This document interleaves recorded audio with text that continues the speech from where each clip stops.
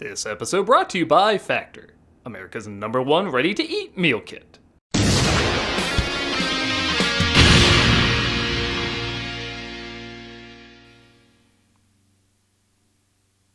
Hello, I'm the Nostalgia Critic guy. Remember it so you don't have to.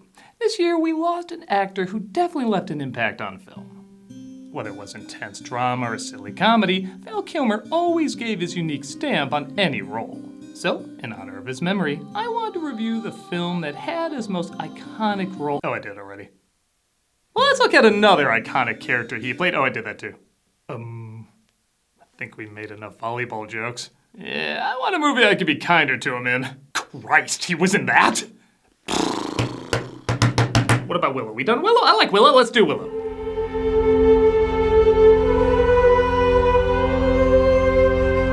Though arguably not the main star, Val Kilmer once again does a good job adding a distinct flair to a character that honestly is written somewhat generic.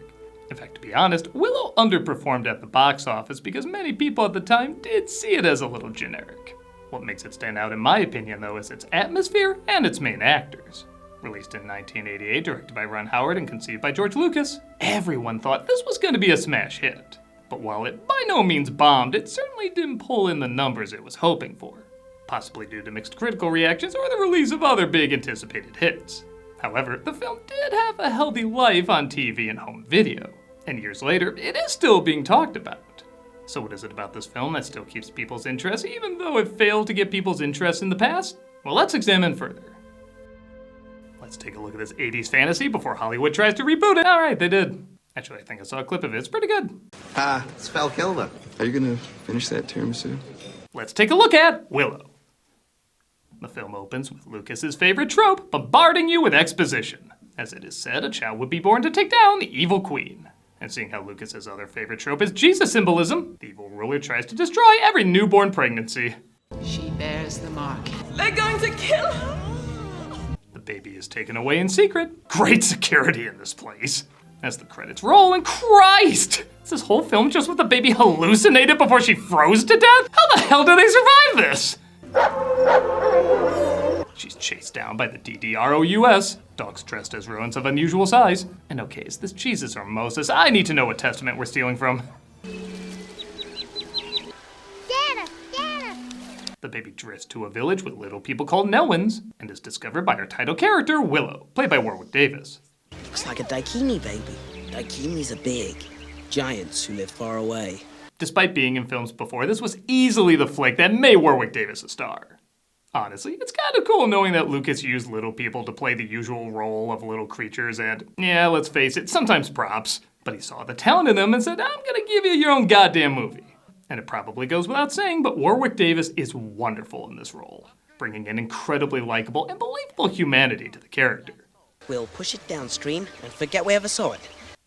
Aside from the killing babies part. Willow's wife Kaya immediately takes to the baby though and wants to look after her. Oh, well, come in handy, she's a firebender. Willow takes to the baby too when she stops crying after she's handed to him. Here. Hey, no. I don't wanna, Kaya. Oh, come on, I'm already a 17-year-old with a wife and 2 kids. Don't you think this is going a little fast? Aw, he called me daddy. Wrong. You need millions of dollars, green screens, and a weeping Ian McKellen to make this work. If you're easily shocked, please turn away. I learned this trick trying to keep the actors sober on the very unlucky leprechaun. Daru! Daru! His last trick doesn't go very well though, and he loses the crowd. In fact, he's laughed at when he wants to be the apprentice of a very powerful Nelwyn called the High Aldwin, played by Billy Barty. He also does a great job, acting like Gandalf turned into a mini-sized version of Mickey Goldmill. The power to control the world is in which finger? Well, if you're talking about how to destroy the world's economy through tariffs, that'd be this finger. They all fail the test and a new apprentice isn't chosen. The village is attacked by one of the beasts from earlier though, but they manage to kill it off. When they put together it was looking for the baby, they decide to tell the town what's going on. This child must be taken beyond the boundaries of our village to the Daikini Crossroads. Who'd do that? Unfortunately, I must preserve the sacred role of not it, so somebody else must take the journey. The village nominates Willow, but the High Aldwin says he has to look at his magic bones to decide. The bones tell me nothing. They're actually the remains of a fairy brothel I stepped on. Don't ask me why I was going there. Do you have any love for this child? Yes, I do. The bones are just an excuse to see if Willow really cares for the child, which he says he does. So it's decided he should take her. Other Nelwyns agree to go with him as before he sets out on his journey, Willow admits to the High Alduin that the finger he really wanted to pick was his own. That was the correct answer. You lack faith in yourself. You have the potential to be a great sorcerer. Far more than the little sorcerers down the road who only have the power of possessing our nightmares. He gives him magic acorns, which he says will turn anyone he throws them at into stone. Yeah, I trust a guy who said many of his magical ways were bullshit. I love the fact that they do show that he's magical, but he doesn't always know how it works. Go in the direction the bird is flying. It's going back to the village. Ignore the bird. Follow the river. Blair Witch would be over a lot faster if they just did that. They begin their journey, but the evil Queen Bavmorda, played by Jean Marsh, sends her top Skeletor to find them. Help my daughter to find that tiny, helpless baby. Baby of the prophecy. Sorry, just wanted to show I was the bald guy from Raiders. Okay, I'm good. Give me some water, Peck. Our heroes make it to the crossroads, but they also discover a prisoner named madmartigan, played by Val Kilmer. Water. Yeah. Hurry up! He's looking right at us. Well, I better do what he says or he'll stay in that cage. Wait, why are we negotiating? Let me out of here. I'll take care of the baby. I'll admit when I first saw this movie, I didn't even recognize Val Kilmer. Which, yeah, I was 6 and didn't even know who Val Kilmer was, but when I did later, I didn't connect him back to this film. All that hair and makeup and, again, a unique performance from what I usually saw of him really did just make me see this character. We can't give it to him. Somebody put him there for a reason. Trust him completely. Burglecut, you're a trolldom. Don't let him talk to you that way, Burglecut. All of them except Migosh, played by David Steinberg, say they're fine leaving the baby with him and head back. Everyone who crosses their path isn't interested in the baby, though. However, madmartigan meets an old friend named Auric. I still serve Galadorn. You serve no one. Sit in your coffin and rot. Well, half-friend. When I get out of here, I'm gonna cut your head off and stick it on a pig pole! It is impressive that Kilmer spends 10 minutes of this movie in that tiny cage, and yet he's still energetic and doesn't in any way feel limited by it.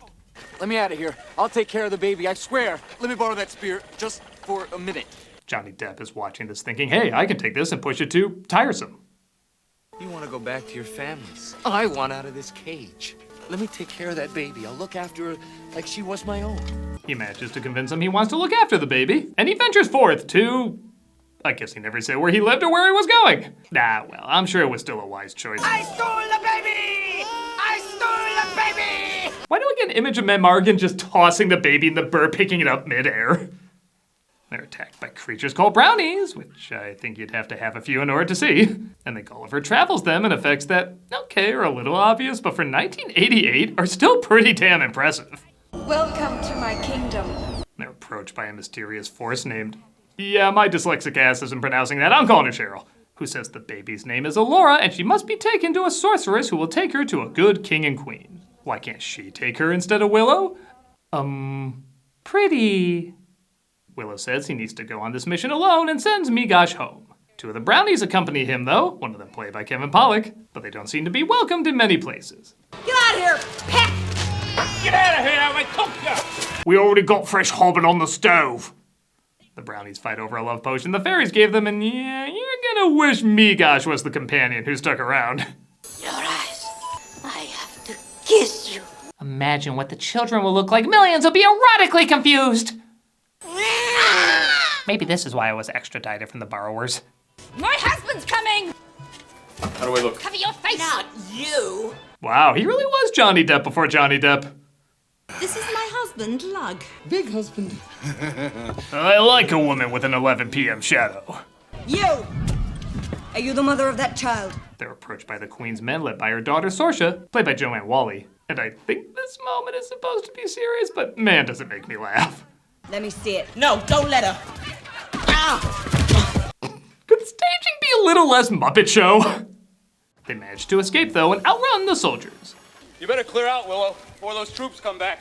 I'm gonna try out for the matchmaker in Mulan. Despite his attitude, Willow does realize madmartigan is a good fighter and could use him on his journey. I am hungry. Go get me some eggs or something. We are not afraid of you. Now! Davis is like, hey, as long as I'm not the tiny comic relief this time. We made it. We have led you to the island of the sorceress Spinoiselle. They make their way to the island where they agree to part ways. And in yet another bizarre parenting choice, Willow leaves Alora with the brownies while he rows to the island. We will guard her with our meager lives. Yes, the bite-sized tribe at Yahoo series is no doubt a deadly one. Food. It's not just for eating anymore. It's also for food. You eat it. There's a lot of food out there. Food.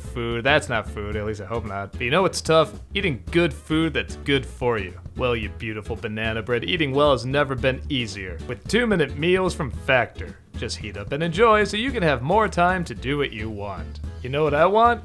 Factor. Because even when I'm eating Factor, I just want more Factor. It's that good. Chaplain, shut up. Get outside instead of prepping and cooking indoors. Factor meals arrive fresh and ready to eat. Perfect for any active lifestyle. With 45 weekly menu options, you can pick gourmet meals that fit your goals. Choose from Calorie Smart, Protein Plus, Keto, and more. Factor powers your day with satisfying breakfasts, on-the-go lunches, premium dinners, and guilt-free snacks and desserts. It's easy to savor more this spring. Factor Meals packs in the flavor with none of the fuss. Honestly, Factor is freaking delicious. Like, whenever they send me another box, like, I really do legit look forward to it. They taste good, and that's my phone. Sponsorship's going terrible, but it's true. Every time, like, the box comes to the door, I really am excited. Like, it really is so quick to make and legit tastes really, really good. Like, I can't believe it only takes 2 minutes. If you've tried it, you know what I'm talking about. It is legit. I am turning you off. You can get started at factormeals.com/nostalgia50off and use the code nostalgia50off to get 50% off plus free shipping on your first box. That's code nostalgia50off at factormeals.com/nostalgia50off for 50% off plus free shipping. Go now. Food like you never food before. Yum, yum, yum.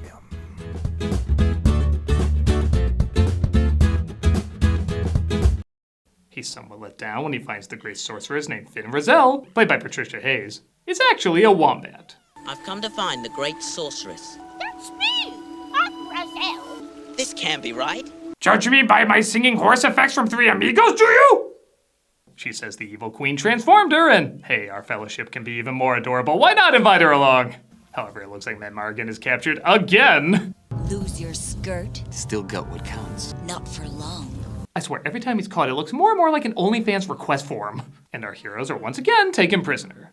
Rizal helps Willow perform a spell, but it just transforms her into a crow. Farmers, Challenger sends me farmers. Oh, some Batwing broth will fix that up. And Margan gets hit with a love potion, though, and you guessed it, falls in love with Willow. No, this isn't Lord of the Rings. He falls in love with Sorsha. Wake from this hateful sleep. It deprives me of your beauty. Her hair's almost as long and beautiful as mine. One move, jackass, and you really will be a woman. Her humor's very cut-off dick-based, isn't it? But here's a shocker. She gets turned on by Val Kilmer confessing his love for her. Your touch is worth 100,000 deaths. What goes on here? Oh, nothing anymore, Val Blocker. They manage to fight their way out. You are great. Martigan, the Great Maker.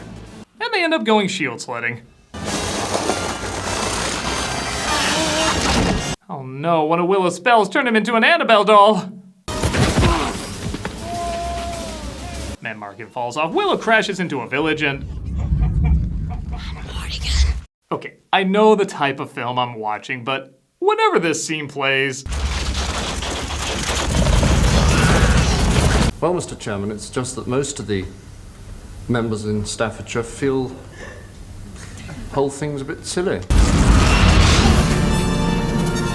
The soldiers follow him, so they find a place to hide, ironically bumping into Auric, also finding a place to hide. For once, they actually capture someone as they take Sorsha prisoner.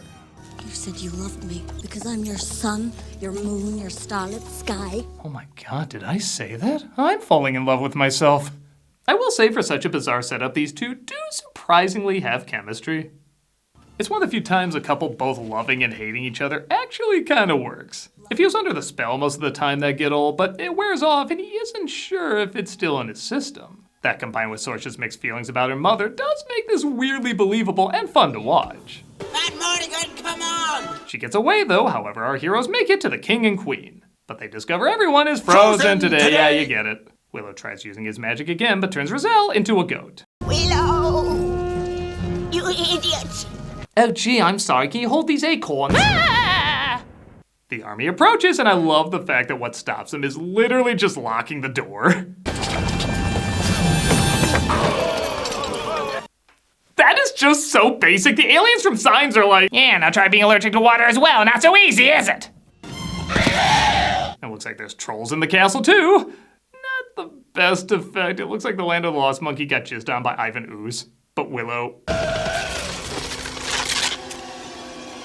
1980s PG's it up! It turns into a different type of monster though, as Madmartigan basically tries home aloneing the castle. Again, the keying effects aren't always great, but this is still pretty well animated and intimidating. Get up on the Hydra's back! Get up on the Hydra's back! I should point out, by the way, the official name of this monster is the Eborsisk. And in case you're wondering, no, they didn't like this movie.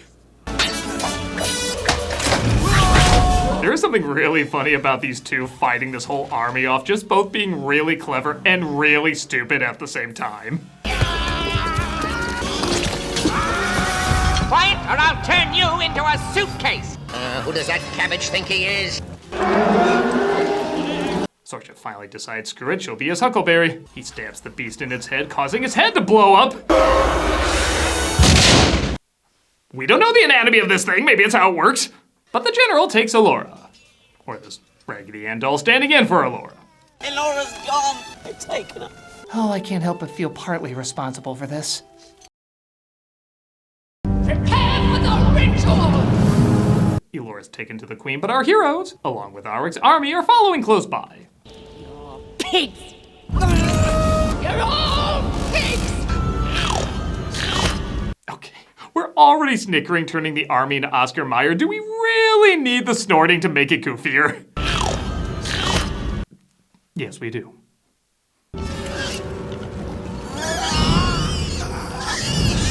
And to think some part of Val Kilmer said, I wouldn't mind revisiting this. The queen begins a ritual to destroy the baby. What, are there no Spartan cliffs in this kingdom? But Willow continues to try and bring Roselle back to her real form, leading to some early morphing effects.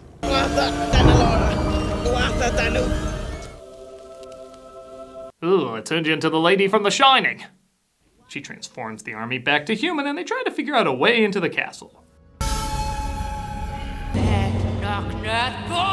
Wow, that baby killing ceremony really takes a while, doesn't it? Could have turned her into a pig and had pork tenderloin at this point. We call upon you to surrender! Shoot 2 arrows at them, or open our doors and leave them open again at the bright as evil fortress. The army rises from holes they dug. Again, I guess none of the guards were really looking out over anything while they were digging that. And they invade the castle. And I just love the bizarre, non-threatening way the queen says the name of her returned arch-enemy. Roselle. That is the most Mean Girls way to say something. Roselle. Mother! Traitor child. I must despise you now.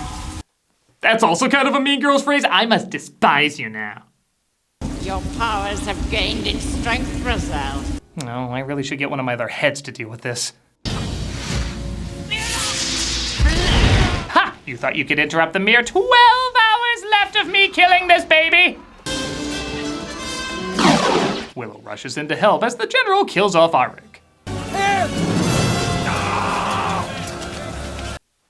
What was that? Did he have an Uber waiting during that battle cry? All right, sorry about the ride share. This is what you get for trying to save a couple bucks. It also doesn't help that Arwig doesn't exactly die the best.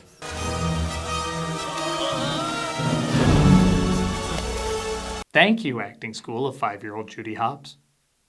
He, of course, takes his revenge on the general, and honestly, a pretty cool finishing move. That is still one of the gooeyest stabs I ever heard. And I love for all the knowledge and magic and sorcery these two are using sometimes. You just gotta punch a bitch. Hey, you broke my weird Batgirl hat! I'm a great sorcerer.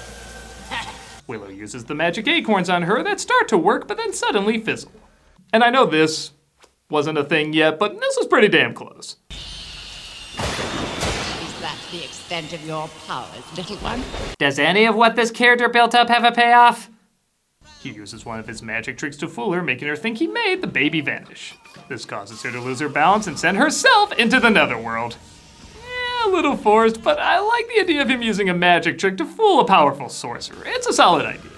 Speaking of solid, all the people in the previous castle are broken out of their shells, including the king and queen, and order is restored. I suppose I should answer for my countless murders and war crimes, but my dress and hair are so pretty now, I must be good. Willow heads back home to a hero's welcome, and he's reunited with his family. This leads to the final epic line of, absolutely nothing. Okay, the third act's a little rushed, but honestly, I still think this film's a lot of fun. Everything meets the standards it's establishing without necessarily surpassing it. That is, except for the pacing, which even during the weaker moments still kept my interest. And as I mentioned before, the acting. Warwick Davis is a wonderful lead. Everybody's doing their best to play their roles either in a believable way or an entertaining way. And I know it sounds weird, but I really do love Val Kilmer in this. I know it's weird focusing on this film seeing how he's done much better performances, but I really do think this one's underrated. For a role that doesn't really offer anything that new, he does bring a unique energy to it that makes someone who should be generic very fun and interesting. I feel like he really gave his all in this performance, and let's be honest, he could have coasted if he wanted, and I think it still would have turned out okay. It shows how much effort he put into this performance, and also how much effort a lot of people put into this little, yet memorable, fantasy adventure.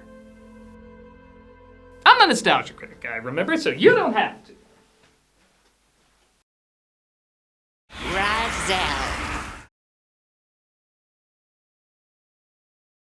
This month for Cameos for Charity, we're doing the Center for Victims of Torture. I've done this charity a couple times, and there's a reason. I literally cannot think of anything worse. We've used the word torture as a way to emphasize things we don't like to go through, but these are people that have literally gone through the worst things you can imagine. This center heals victims of torture through personal care worldwide, strengthens partners who heal torture survivors, and advocate for the protection and care of torture survivors. Heavy stuff I know, but you can help out.